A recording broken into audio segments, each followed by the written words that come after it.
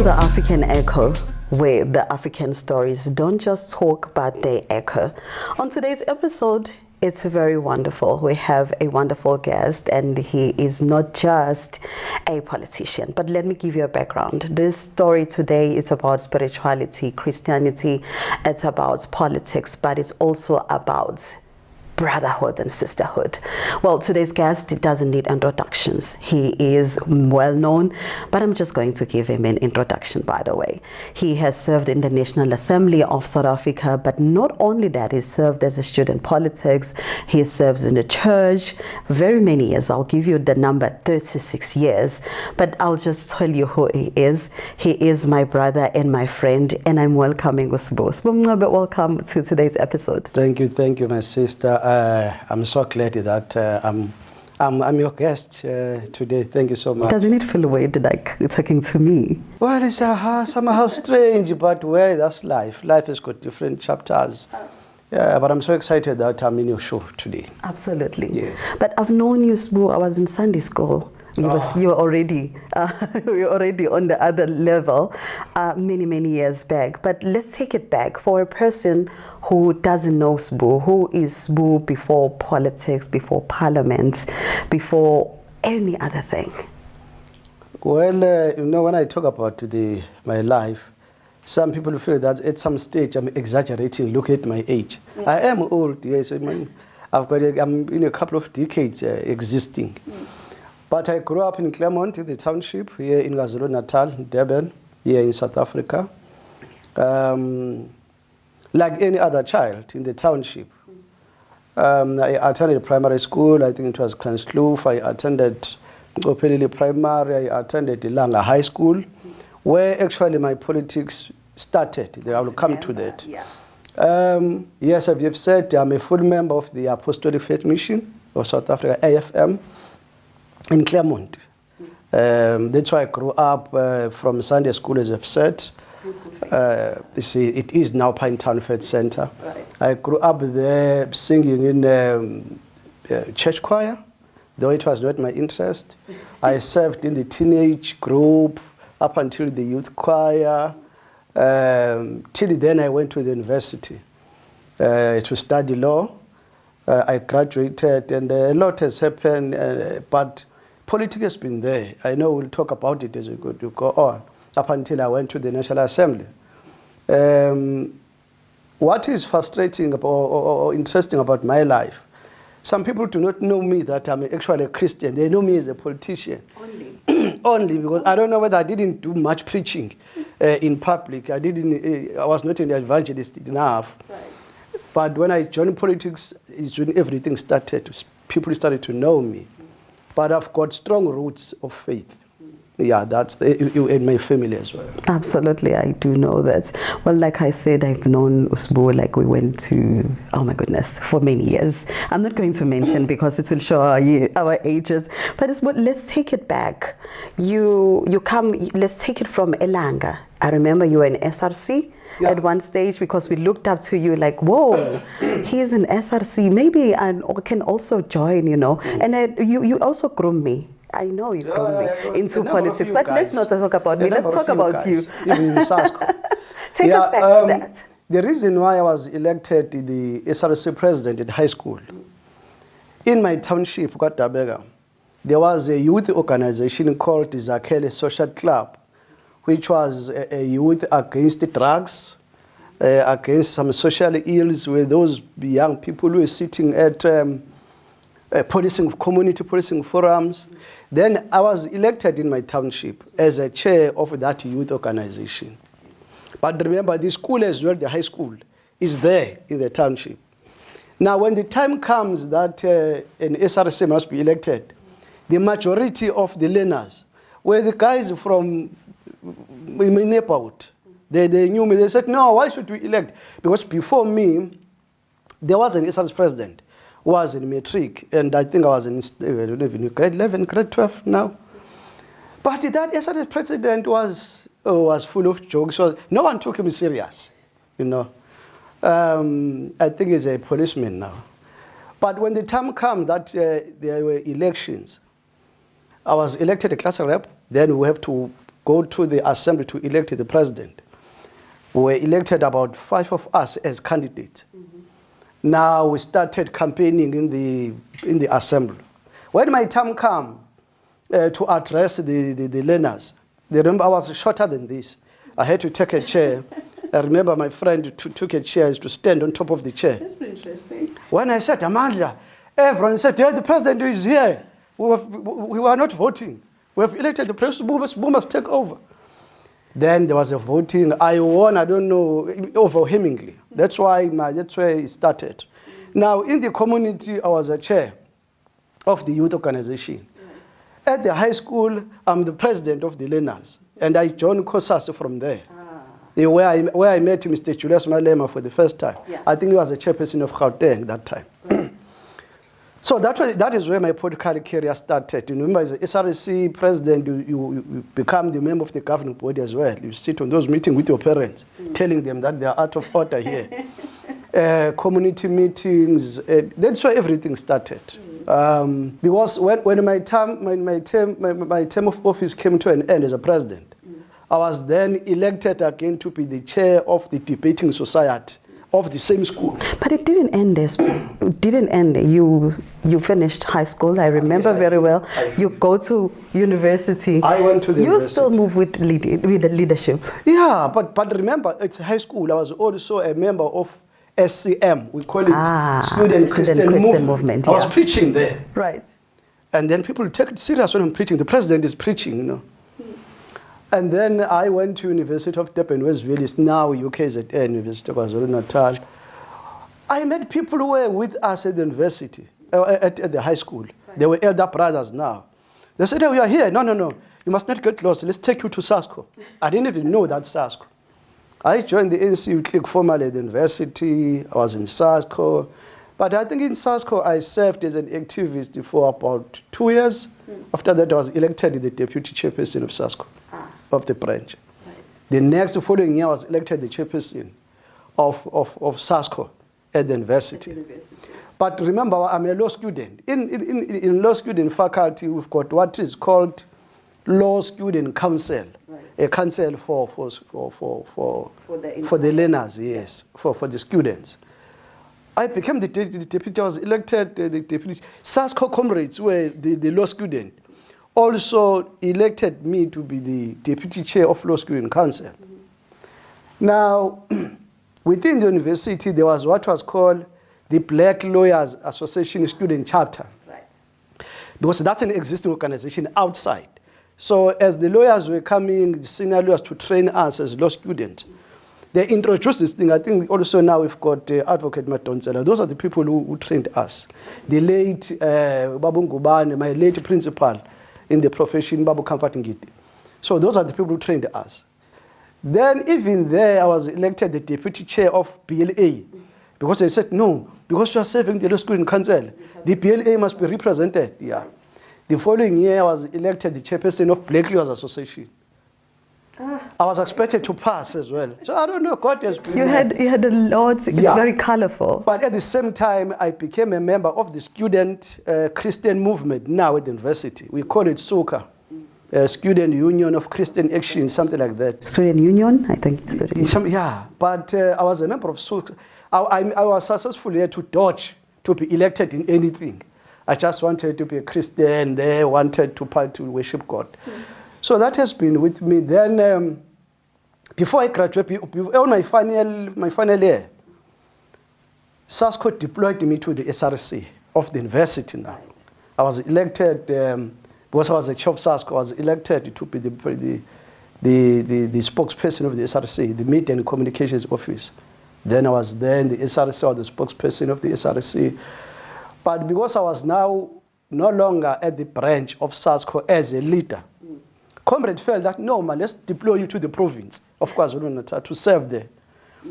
In the following conference, the provincial conference, I was elected the provincial political commissar of SASCO. That's why they still call you commissar. That is where the term commissar came.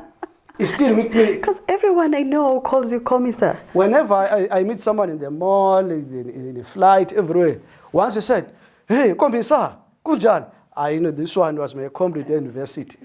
Remember, we're old now. Some have got big bellies. We can't recognize them. So that has been my career. Then I served in the provincial executive till our term came to an end. Then I had to graduate. But before I graduated, a miracle happened. A miracle happened because God always does wonders. Yeah. I received a call. I remember I was in campus. I received a call from one guy in Pretoria. He said to me, I said, we need your CV urgently. I said, but I haven't applied for anything. No, you have been nominated to represent KwaZulu-Natal in the World Youth Exchange Program in UK. You'll be studying community development and youth empowerment programs there. I said, but I didn't. They said, no, we send invitations to people per institution to elect someone. Your name came up. I said, okay, I sent the CV. I said, no, we need you. Everything was quick. Passport, this and this and this. Now, I had to go home in the township to tell my mom, Mom, I'm going overseas. She said, oh, overseas for what? I said, hey, even myself, I can't explain this thing clearly. And I had to tell my pastor, Pastor Tim, that you know very well. Baba, I'm going overseas. I've been selected to do this and this and this and this. So I went overseas to cut the matter short. I spent about a year there. Then I came back and I felt that, no, I must go back to be a lawyer now. I need formal employment. I did my articles with the late Comforting It, very popular ANC activist. Well, yes, yeah. I finished my articles. I started working for Rhodes Fund. So everything, it went like that. It's been a journey. It's been a journey. It's been a journey. That is where, when I was in the RIF, I was spotted because there were many students, former student of mine there. There was a union there. Then I spent about 6-7 months. There were election of the branch. Someone elected me a deputy chairperson. You were elected there of SATAU. Yeah, I rejected that thing. No. Yeah, when we've been our lead university, come. Then I was in SATAU as well. The union. People don't know that I'm a unionist. I'm a former unionist. I was in SATAU. Right. Then the following year, I was elected the branch chairperson now of SATAU at Rhodes Fund in Durban. Then I used to sit in the meetings of the national executive of the sector. Right. You know. Let's go back as well. Now you have finished university, you've served the articles, you've started working now. You are a family man. You have kids, brother, son, I mean many other hats that you wear. Just give us a glimpse of that. When I started working, I felt that, no, Madam Old, I must set up the family. So I started the family, I think it was 2007. When I got married, then I got 2 kids, a son, I think he's 16 now, Ndomiso. And then later his sister, Ulumka. Ndomiso is at high school now, and Ulumka is at primary school, and they are doing very well. And the nice thing is, I'm told, both of them look exactly like that. They look like me. It's always the case. Somebody needs to take some credit somewhere. Yeah. So that is where everything started. I had my own house, and but in that process as well, I was still in church. I must not say I was still. I continued with the church. Yeah. That is where I also joined another political party. I was spotted.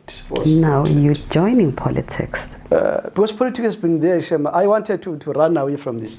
But it follows. So it just Christian. Follows you. I was a dedicated child of God. And also there was that debate among us as young Christians, should we be involved in politics? Right. Some people say, hey, people are fighting there, they're killing each other. You can't carry a gun, you're a child of God. But that thing followed me.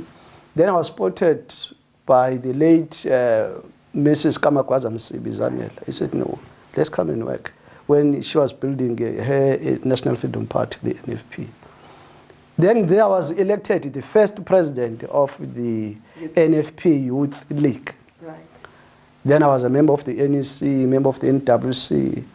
Then in 2014, they deployed me to the National Assembly. I was actually number 3 in the national list.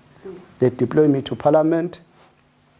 I worked in Parliament for the whole term of 5 years, serving different committees there, traveling abroad.